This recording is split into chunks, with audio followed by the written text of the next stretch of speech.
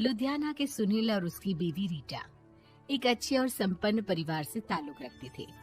एक दिन रीटा की भाभी उसके घर आती है। रीटा, तुझे तो पता है तेरा भाई कुछ नहीं करता, ऊपर से 2 बच्चों की जिम्मेदारी, बेटी भी बड़ी हो गई है।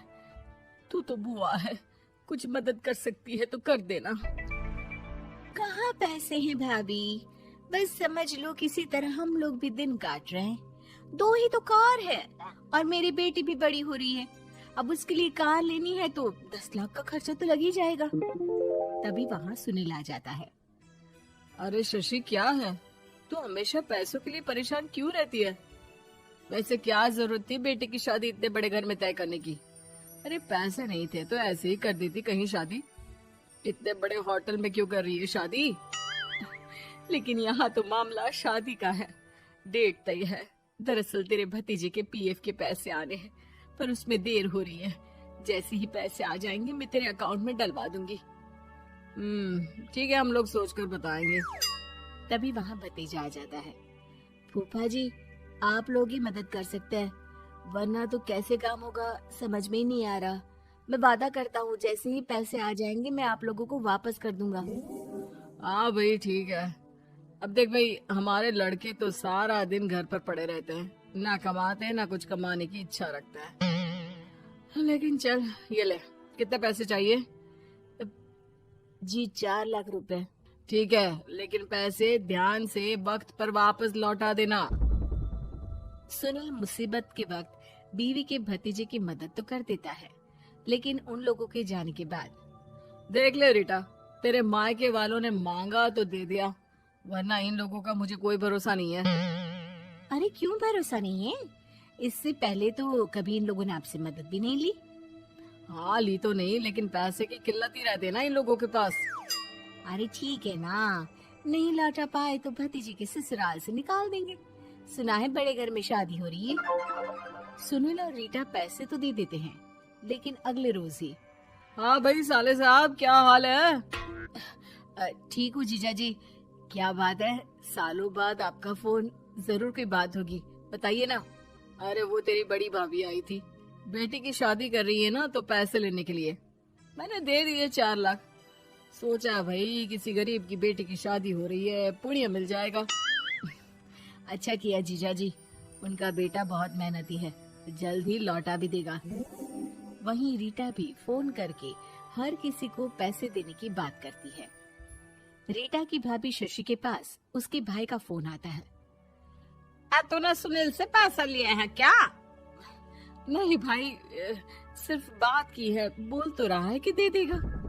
वो लोग मदद करने वालों में से नहीं है, और मदद कर भी दे लेकिन समाज में गा गा कर हालत बुरी कर देते हैं। अब गाने दीजिए ना भाई, मैं क्या कर सकती हूँ, मेरे पास कोई ऑप्शन भी तो नहीं है। बेटी की अगले हफ्ते शादी जो है। शशि की बेटी की शादी हो जाती है, लेकिन शादी के 1 महीने बाद ही सुनील का फोन भतीजे के पास आता है। हाँ भाई, शादी तो हो गई हम लोगों की दुआ से। अब देख, ऐसा ही फायदा होता है पैसे वाले रिश्तेदार हो तो।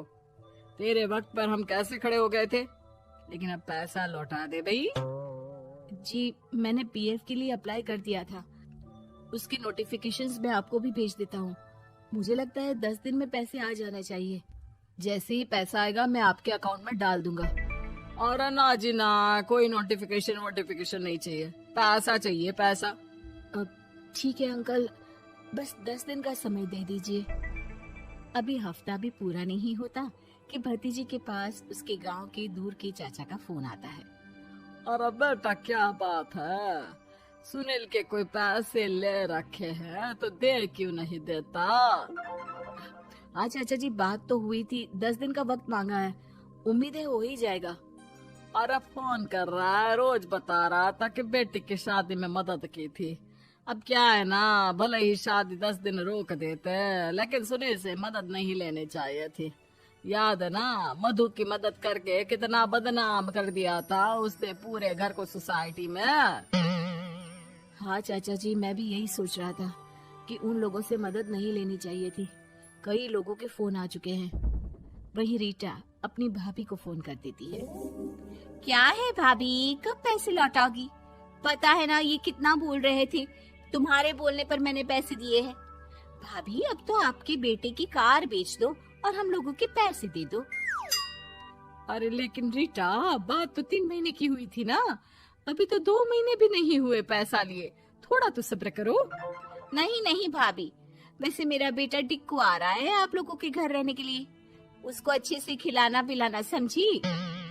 भाभी को समझ में नहीं आता कि वो क्या करे। वो बेटे से बात करती है। अरे माँ, इन लोगों से मदद लेकर सच में बहुत बड़ी गलती कर दी। मुझे खुद समझ में नहीं आता कि कैसे इन लोगों के पैसे जल्द से जल्द दे दूं। तभी डोरबेल बजती है और रीटा का बेटा टिक्कू घर में आता है। आओ बेटा, मामी के घर पहली बार आए हो रहने? आप पापा बोल रहे थे कि आप लोग पैसे का ब्याज तो दे नहीं पाओगे, तो तब तक मैं यहीं रह लूं। और हाँ, मैं एसी के बिना नहीं सो पाता। आप लोग अपना देख लेना और पैसे जल्दी लौटा देना, क्योंकि मैं थोड़ा जल्दी जाना चाहता हूँ। रीटा का फोन शशि के पास आता है। भाभी, पैसे कब तक दोगे? बेटे की विदाई के बाद शशि के घर का माहौल बिल्कुल बदल जाता है।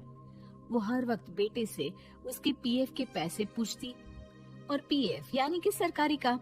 आजकल में पूरा 1 महीना और बीत जाता है। भाभी, मैं और ये अमेरिका जा रहे हैं, घूमने के लिए पैसों की बहुत जरूरत है। रीटा, मैं पूरी कोशिश कर रही हूँ कि जल्द से जल्द पैसे का इंतजाम कर दूं, लेकिन पक्का नहीं बोल सकती। तभी सुनील का फोन भतीजे के पास आता है। देख माना 3 महीने की बात हुई थी पैसे लौटाने के लिए, लेकिन अभी मुझे पैसों की काफी जरूरत है। मैं अमेरिका जा रहा हूँ, तो पैसे मैंने किसी से ब्याज में पकड़ लिए हैं। तू हर महीने 4 लाख का 20,000 ब्याज डाल देना मेरे अकाउंट में। सुनील फोन रख देता है, लेकिन भतीजा काफी परेशान हो जाता है। वो ऑफिस से शाम को घर आता है कि माँ पूछती है, क्या हुआ बेटा? बेटा माँ को सारी बात बता देता है। माँ भगवान के सामने हाथ जोड़कर खड़ी हो जाती है और रोने लगती है कि तभी बेटे का मोबाइल पर मैसेज बजता है। माँ, पीएफ के पैसे आ गए। और वो ऑनलाइन ही सुनील के पैसे वापस कर देता है। भला हो भगवान का।